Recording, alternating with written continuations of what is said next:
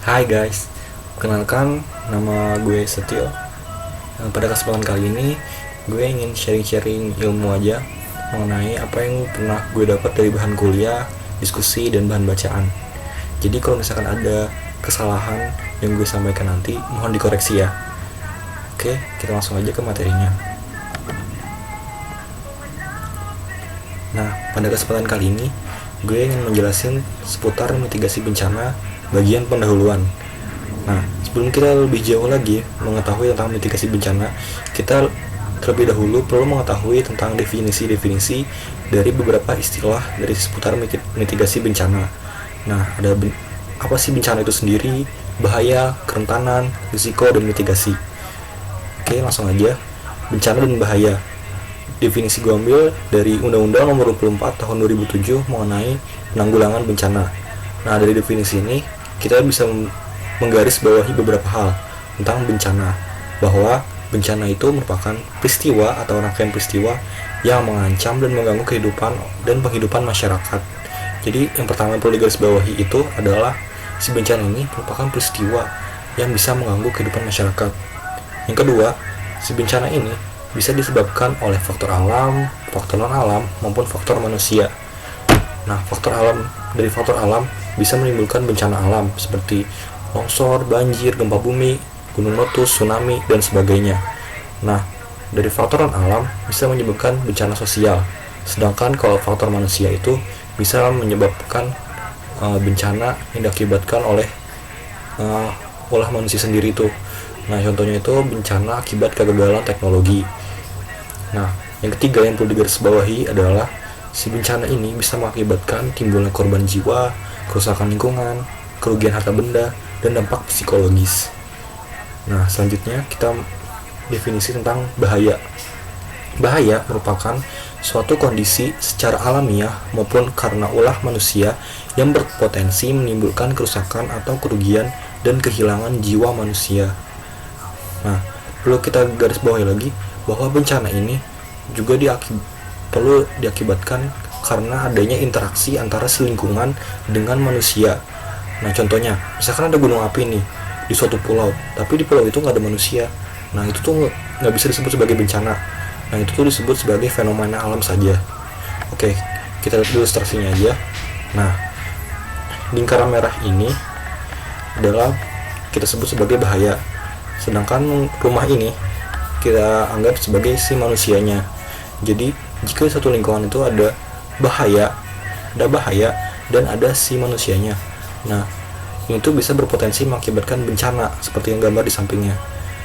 Nah, kalau misalkan nggak ada rumah ini, ya cuma bahaya aja dong. Nah, itu disebut sebagai fenomena alam saja.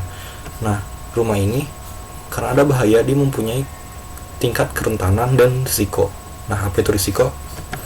Risiko itu merupakan potensi kerugian yang ditimbulkan akibat bencana pada suatu wilayah dan kurun waktu tertentu.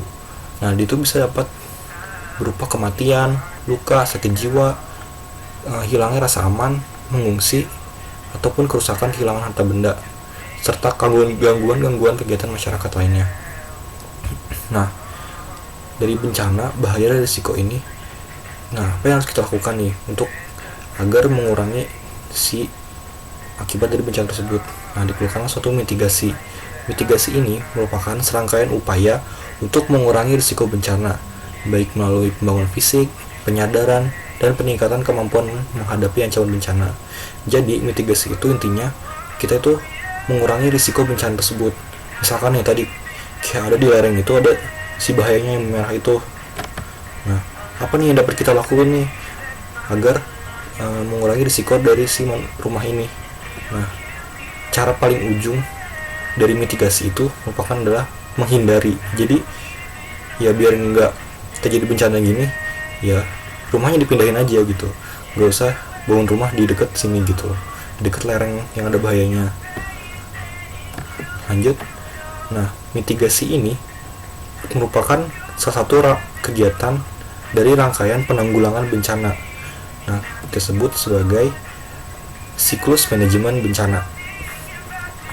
Nah, si mitigasi ini merupakan hanya bagian kecil nih. Nah, dia itu ada di kuadran yang kuning ini nih, pencegahan dan mitigasi. Nah, di siklus ini disebut siklus tertutup ya. Nah, kita mulai dari bencana itu sendiri. Nah, dari bencana itu masuk ke tanggap darurat. Selanjutnya masuk ke pemulihan. Nah, di pemulihan ini ada namanya rehabilitasi, rekonstruksi, dan pengembangan dari akibat si bencana tersebut. Dari pemulihan masuk ke pencegahan dan mitigasi. Selanjutnya dari mitigasi masuk ke siapsiagaan. Nah, dari kesiapsiagaan lalu ke bencana. Nah, tapi ada juga namanya siklus terbuka nih. Kenapa disebut terbuka? Karena dari si kuadran-kuadran tadi itu ada pencegahan, mitigasi, kesiapsiagaan, tanggap darurat, itu tuh di sepanjang waktu tuh selalu ada. Nah, namun jumlah posisinya itu yang berbeda. Nah, di tahap prabencana atau sebelum prabencana, pencegahan dan mitigasi ini posisinya ditingkatkan. Dan namun kesiapsiagaan dan tanggap darurat pun tentu ada. Nah, saat terjadinya bencana atau kejadian krisis ini, nah, tanggap darurat ini yang porsinya lebih besar. Namun pencegahan dan mitigasi serta kesiapsiagaan ini perlu ditambah juga, tidak hilang gitu. Sedangkan setelah pasca bencana, si tanggap daruratnya berkurang, kesiapsiagaan berkurang. Nah, yang porsinya lebih banyak itu pemulihan dan rekonstruksi. Namun, jadi lebih baik ini dalam penanggulangan bencana ini dilakukan siklus yang terbuka ini, karena ya kita nggak harus siap siaga gitu kalau ada bencana aja, tapi kita harus siap siaga setiap saat. Nah, seperti itu. Oke, cukup sekian penjelasannya mengenai mitigasi bencana bagian pendahuluan. Semoga bermanfaat dan mohon maaf jika ada kesalahan, jadi tolong koreksi ya. Sekali lagi terima kasih, selamat belajar.